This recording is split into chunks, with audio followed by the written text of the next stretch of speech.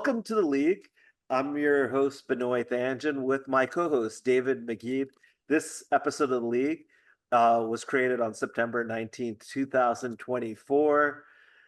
You give us 5 minutes, we give you the latest clean energy trends. I'm going to start it off. David and I were last week in Anaheim, California for the largest renewable energy conference. It's called RE Plus 2024. It was from September 9th to the 12th.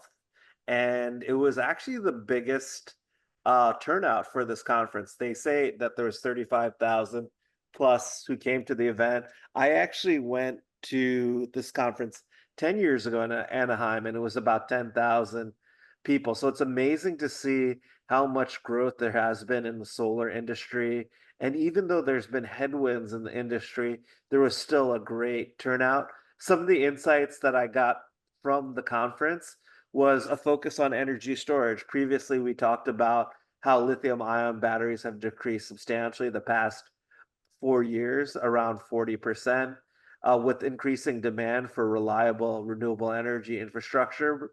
Scalable energy storage solutions were a major focus.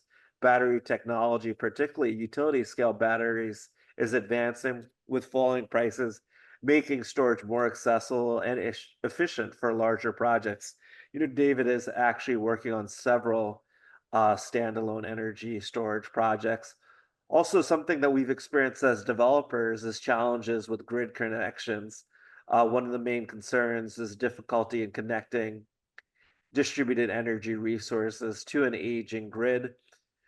Also, we've talked on the podcast too about the Inflation Reduction Act that was actually passed almost now 2 years ago, and it's a significant driver of growth in the industry. And then there's also been a conversation too at RE Plus called Growth versus Demand.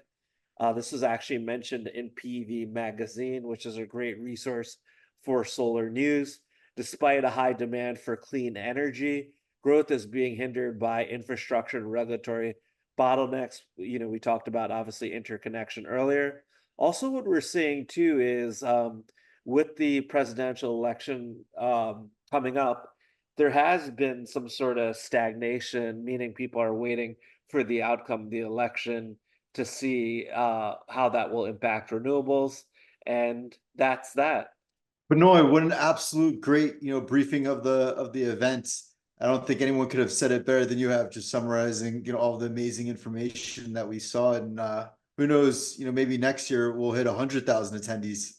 Yes, for sure. I'm sure eventually it's going to happen. Exactly. So really exciting news, just moving over to the East Coast. We're going to start over at ISO New England.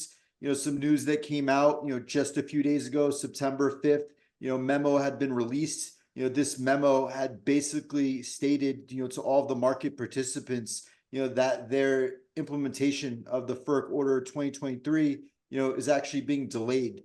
And the reason why this is being delayed is, the NE Power Pool, as well as, ISO New England had issued a letter, to FERC, regarding compliance. That letter, August 13th, was not responded to.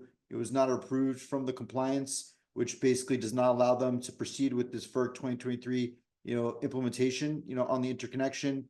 Some see that as a good item.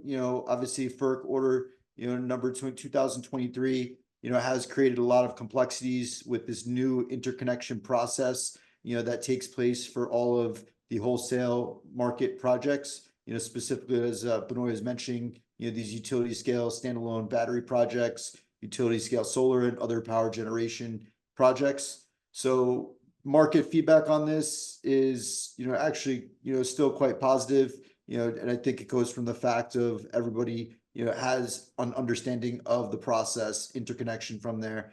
People constantly fear what they don't understand. We are expecting it to roll out, very soon.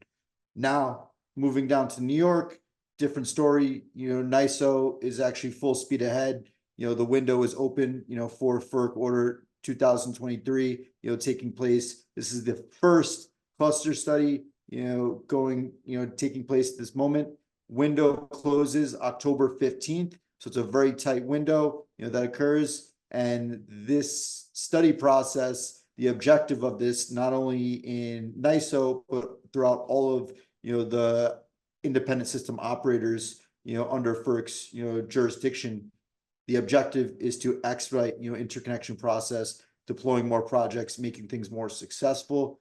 Obviously this new process, general feedback from the market is it is deterring, a lot of, developers that do not have the balance sheet, to be able to participate. Reason being is to even submit the applications at this stage, there's a much higher barrier, a lot more money to put out, a lot more letters of credits, at a very early stage. So we're very interested to see how this plays out, what type of projects, occur, and how these impacts, from FERC are going to actually, display on that private sector, dealing with developers. We're expecting to see more joint ventures, co-development relationships, with these smaller developers and larger developers to be able to get projects through. And that's that.